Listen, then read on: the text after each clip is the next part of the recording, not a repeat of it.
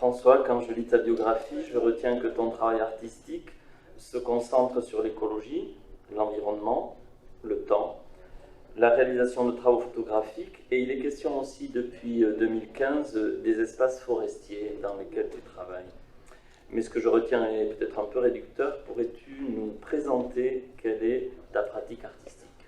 Alors du coup, c'est vrai que ma pratique artistique se développe à la fois en laboratoire photo, où je développe, où j'interroge le dispositif de la photographie, dans des espaces naturels où je développe des dispositifs pour impliquer l'environnement dans le processus artistique.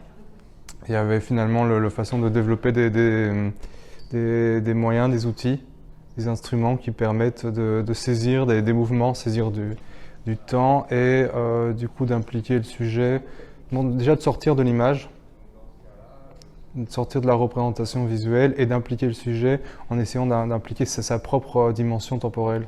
Quand tu dis le sujet, tu peux nous donner... Du coup, l'environnement. Toucher en tout cas des notions par exemple du paysage et sortir de l'image et de l'impliquer dans le processus de l'œuvre.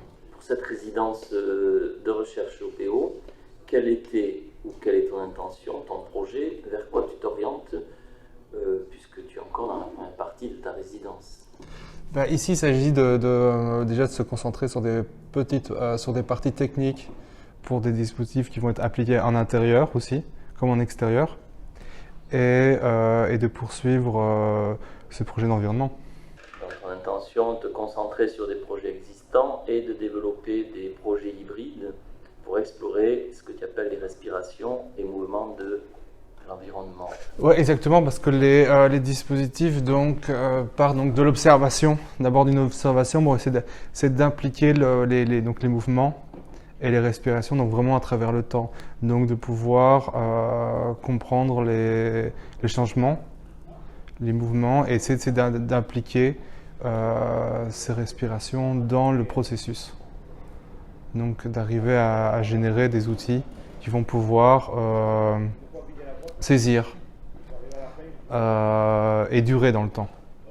Pour pouvoir arriver à saisir des très longues durées, donc il faut que les dispositifs puissent être assez résistants pour pouvoir tenir de longues périodes, tenir aux intempéries, tenir réellement à travers le temps et aussi des matériaux ne doivent pas se dégrader.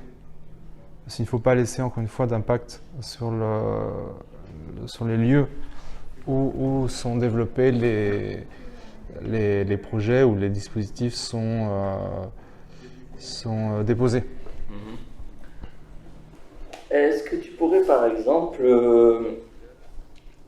sur un exemple lié aux espaces forestiers, puisque tu dis que depuis 2015, après des contacts avec des scientifiques, tu travailles sur les espaces forestiers. Est-ce que tu pourrais nous décrire par exemple un projet précis qui illustrerait les notions que tu viens de développer? Dans les travaux forestiers, il s'agit spécialement du projet Dessin des cimes, qui est le plus gros projet, en tout cas qui me demande plus de temps, qui se développe spécialement dans un arboretum dans les Ardennes belges, donc à la frontière de la frontière allemande, donc pas très loin des Eiffel. Et se concentre spécialement sur cet espace-là pour vraiment essayer de trouver la meilleure réponse par rapport aux environnements que je vais trouver dans ce lieu-là. Et donc ce lieu est devenu depuis 2015 un atelier. Donc c'est un atelier de près d'1 hectare dans lequel je me concentre à travers le temps pour essayer d'aborder aussi des notions comme le climat et sortir peut-être de la météorologie et rentrer vraiment dans le climat. Et pour ça, il faut vraiment arriver à travailler sur plusieurs années, avoir plusieurs années de production sur un même site pour arriver à sortir des éléments qui pourraient nous parler, nous communiquer sur le climat et pas sur la météorologie. La configuration des dispositifs Dessin des cimes il s'agit là dans ce cas-là d'un plateau qui est mobile et d'un stylet. Donc l'ensemble est fixé L'ensemble est attaché aux cimes des arbres et vont bouger en fonction des respirations, en fonction, oui, aussi du vent, mais pas que. Donc il y a les moments où les branches vont être humides, donc être plus lourdes, puis à un moment donné vont se relever avec la chaleur. Les plateaux sont mobiles aussi pour faire référence au mouvement, au déplacement, enfin au mouvement de l'espace. Donc les dispositifs sont disposés en forêt pendant 3 à 4 semaines pour réaliser des tracés. Des tracés sur papier coton qui font une taille plus ou moins d'1 mètre. Donc les supports vont être exposés pendant 3 à 4 semaines et ils vont aussi absorber des éléments naturels comme l'acidité des épines de pin, le pollen. Donc on pourrait retrouver donc le papier va aussi respirer par l'humidité. Et donc on va retrouver aussi des traces de la présence de l'activité de zones humides dans les tracés.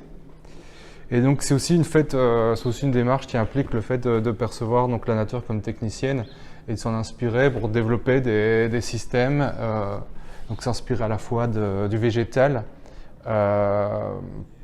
et s'inspirer aussi du minéral.